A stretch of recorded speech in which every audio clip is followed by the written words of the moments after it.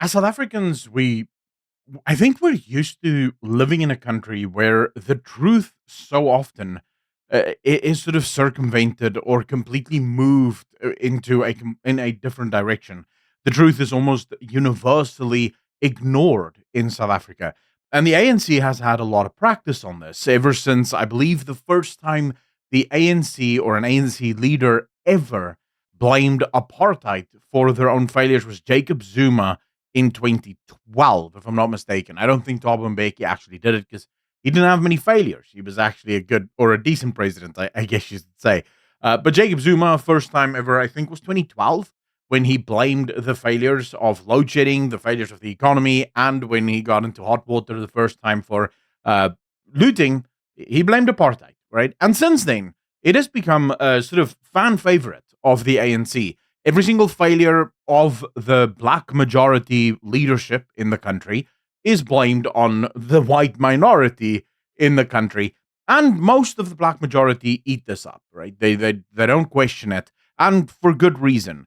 The ANC developed it. This is a strategy. The fact that education is as bad as it is in the country, that is by design. It's not a mistake. It's not the ANC not doing their jobs. Almost all dictatorships throughout history understand one fundamental concept. A smart people is a dangerous people because smart people can think critically. Smart people can think for themselves and go, wait a second, you caused the load shedding.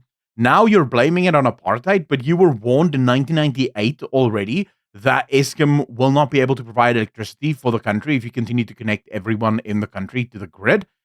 This is your fault, right? You've had a decade to fix this and you didn't fix it.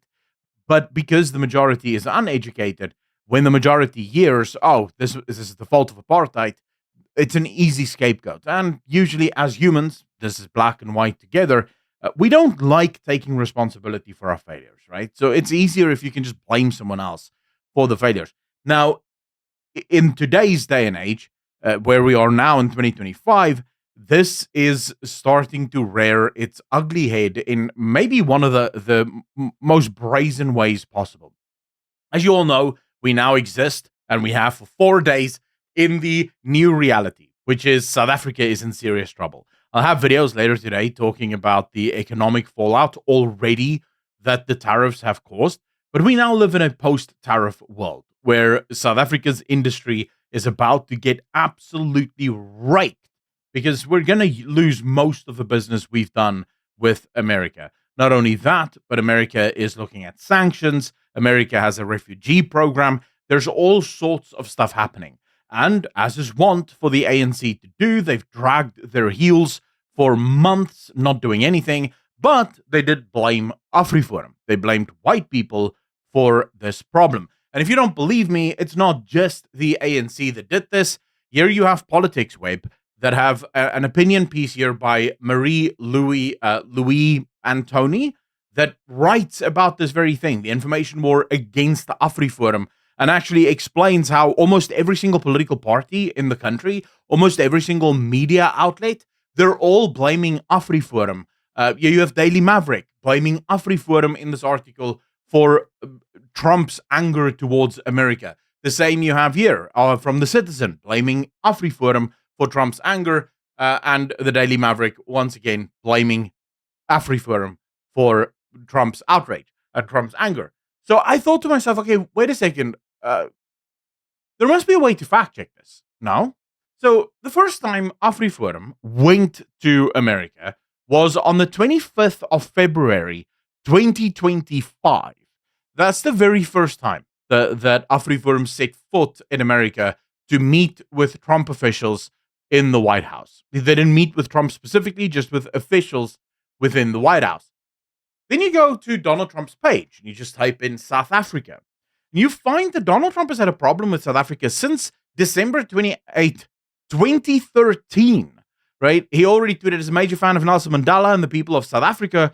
All of my statements are made with love. Protect his legacy now. In 2018, December 23, Donald Trump tweets out. You'll note that this is long ago, right? This was during his first term. I have asked Secretary of State Mike Pompeo to closely study the South African land and farm seizures and expropriations and the large-scale killing of farmers. South African government is now seizing land from white farmers. That is all the way back in 2018. I'll take you back.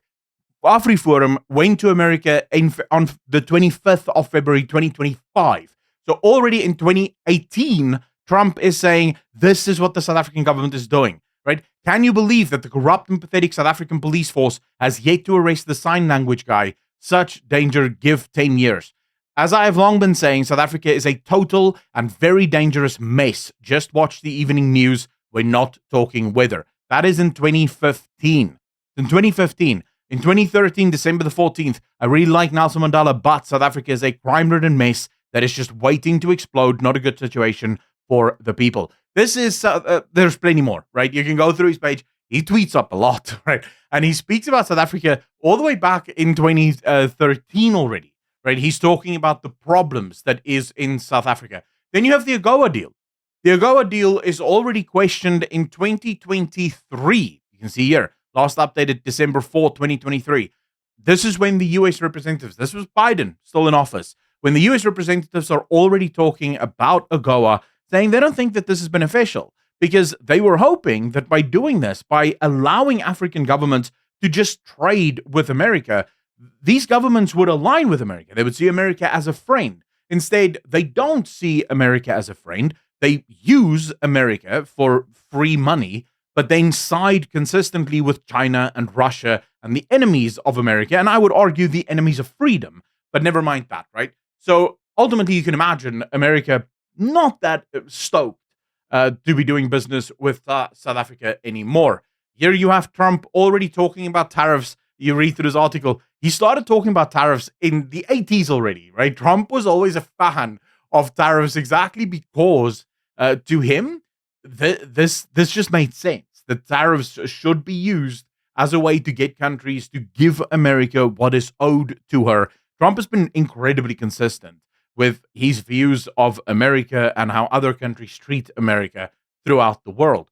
But let's just quickly do an examination. What is actually going on, right? Why is South Africa? So I have proven to you now that Afriforum is not to blame for the tariffs, for the AGOA agreement, and every single media outlet, News 24, David Lee Maverick, all of them are lying, right? Action SA, Gayton McKenzie's bullshit party, they're all lying, right? They're all peddling lies. Afriforum had nothing to do with this. 2018, Trump is already talking about this. So let's just quickly look.